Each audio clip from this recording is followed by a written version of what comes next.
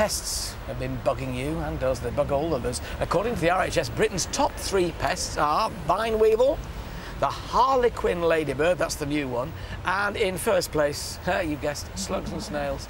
And what, seemingly, do slugs and snails head for first in every border? All together, the juicy leaves of the hosta. Yeah. Before we answer some of your best bugbears, the story of a man who's made an extraordinary career change.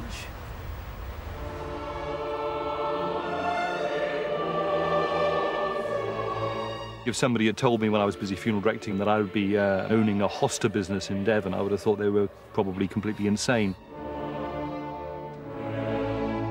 Moving down here with the children and the family to a very different type of life, waking up just to see the hostas gently pushing up through the soil is really very idyllic.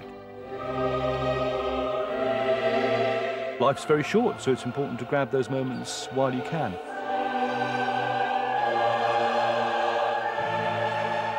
I was very fortunate. I was the youngest funeral director in the UK, and as bizarre as it sounds, I loved my time doing that. 3,500 funerals over 8 years.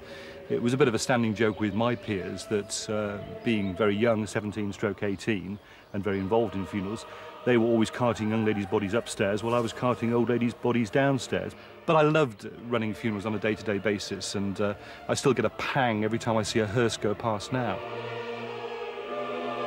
We arrived down here, and my wife's parents, who were already very established hosta growers, were in the process of trying to sell their business. So one day we decided we'd buy it. I was never into hostas and no gardening, really. The nearest I got to gardening was digging a grave and then filling it in afterwards and looking back at my handiwork. But I can't fail to be stunned by this. This is Fire Island. Stunningly gold, beautiful red flecks travelling up the stems, actually into the leaf. And this is a hosta that actually will flourish in the sun. It loves a sunny position. And I have to say, it's one of my favourites.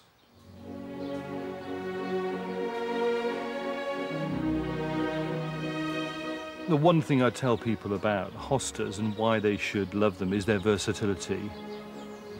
I love the fact that the leaves range from the size of a teaspoon or the little finger, and some of the massive ones go on to be as big as dinner plates. The little point in the spring when they just pop up through the ground, that makes you feel good to be alive.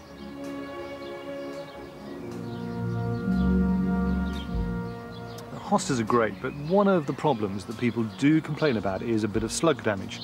Now, there's a number of ways that you can deal with that. One is lobbing them over next door's fence with a tennis racket, very nice, 40 love. But the problem with that is that the neighbour will probably lob them back to you. So what you need to do is to try and dry the bottom of the slug out or make it very difficult for him to get anywhere. So putting things like gravel, which is what we've got here, that's very good because in the words of Corporal Jones, they don't like it up 'em, Mr. Mannering. The other thing is putting bits of slate like that. It won't go over that, that's too hard. Coffee grounds, very nice, and the caffeine does act as a repellent. So a lot of people have a lot of success with that. And a hot skewer at night I always find very effective. My daughter normally uses these for marshmallows, but that's quite useful, and you could get quite a few on there, I would have thought. And the other thing is, after years of having a short back and sides, you see having long hair is quite useful, because all you do this, and you cut a bit of hair off, and the hair clippings, they hate that, and they won't go over that. If they do go over that, it's curtains. It's always surprising the number of people that buy hostas and the different types of people that buy them too. We're very proud and privileged to be able to supply Prince Charles at Highgrove. I will never forget being at one of the shows when a great pair of hairy motorbike Hells Angels people came up to me, and he stood that close to my face and said, "Hostas, I really like the little ones." And you would never have put him in that sort of category. I enjoy the challenge of Chelsea Flower Show, and many of the skills that I had in funeral directing are very transferable. To put on a wonderful spectacle from absolutely nothing and then ending with a finished product that takes people's breath away is a wonderful challenge.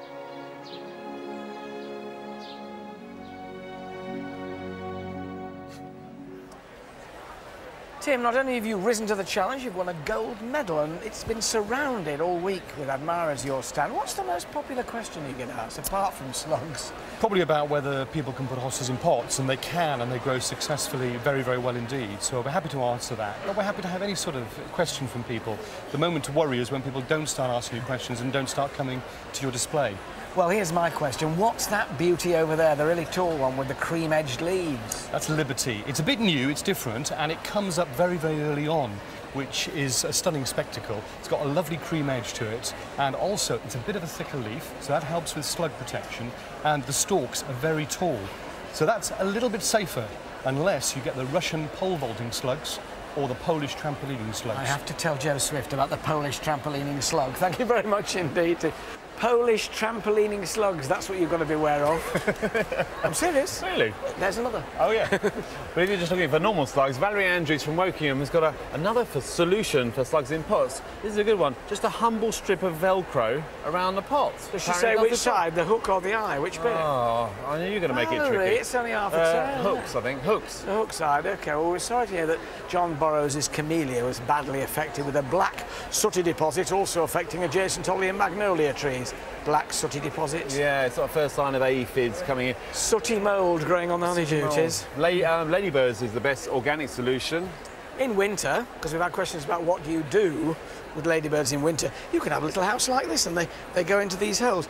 They'll help with biological control, but I found I've got it on a couple of my camellias this year, and it gets very, very hard. You can't just sponge off the sooty mould. I found that manipulating the leaf, it will, when it's dry, start to flake off. You go around your camellias. Very boring, yeah. Oh. Manipulation, you can buy ladybirds in the post. That's what I did about 5 years ago, and the garden's full of them. They're fantastic. Really? Yeah. Good one. Okay. Ray Charles, can't be the Ray Charles, from Ilford, asks, can slugs and snails see in colour?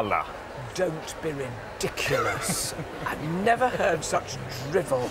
It's a red herring. They can't see in colour, but they do go for smoother leaves and fleshier leaves. Yeah, too, well, so. hostas and stuff like that. Perfect. So spiky stuff and hairy stuff and scented stuff, aromatic stuff, they don't like too much.